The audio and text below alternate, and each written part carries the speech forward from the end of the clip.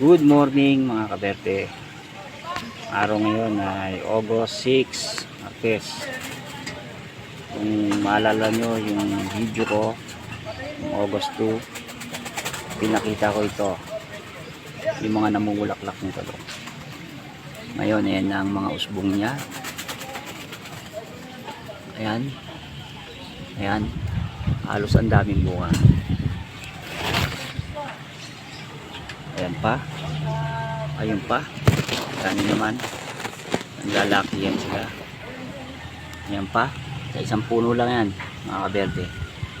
At ito pa, ayan, ayan, ayun pa, ang daming bunga. Sa isang puno meron pa nga sa ilalim. Ayan pa, dami niyang bunga. Ito man sa kabila, yun, may malaki pa doon. Ito pa. Tapos ito, yung kanina, yung tinanggalan ko ng malaking nakaraan. Nahahaba na ng mga bunga niya. Daming bunga. Siguro, mabubula to, may higit 10 sa isang puno. Ito naman ang ipapashare ko lang sa inyo, ipapakita ko. Itong isa nung nakaraan, ito ang disadvantage ng hindi ko kinuha yung malaking bunga nung nakaraan. Di ba? Sinabi ko nga, hindi ganong gaganda ang tubo pag pinabayaan natin yung ganito. Ito. Sa gusto nating, tignan nyo, nakasayad na siya sa lupa, sa sobrang haba. Nasa balde lang siya. Ayan. O, kailangan ko na siyang kunin ngayon. Kasi maapektuhan tong nasa taas niya. Ito, apektado na to, kaya bumaluktot na siya, kulang na siya sa nutrisyon. Isa pa, hindi ko gaano napasyalan nung nakaraan at naggaling tayo sa trabaho. Yung problema natin sa mga aphids pala, ang tawag doon, aphids. Yung aphids, yung itlog nila ang kinakain ng langgam. Yan, yung itlog nila ang kinakain ng langgam, kaya pinupunta ng langgam. Ngayon, pag binahayan sila ng langgam, mga dahon natin maninilaw, mangungulubot. Oh. Yan. Yan ang isang problema pag hindi natin natutukan. Mabuti nga itong mga sili natin at kahit papano hindi pa gaanong napapasyalan, pero may nakikita na akong konti.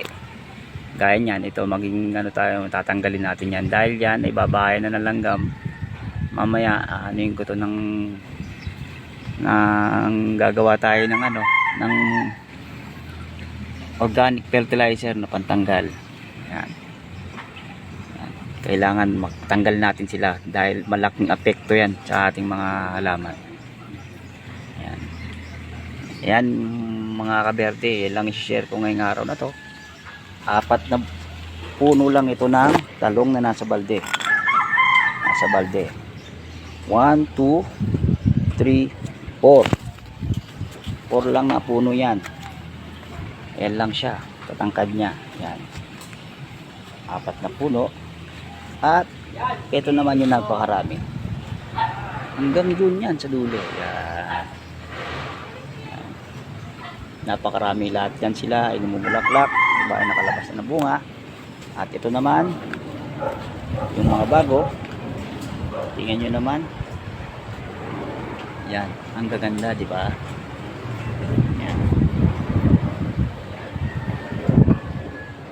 At ito naman ang aking sinasabi ko, kamusta na yung mga pipino ko. Ayan, sana malapit na silang mamulaklak. Ayan. Ang mga patola, yan, grabe, kailan lang yan hindi mo makita ang dahon. Ngayon hindi mo na makikita halos ang balag, konti na lang, konting kembot pa, may bulaklak na sila. Okay mga kaberde, andito lang, bye bye.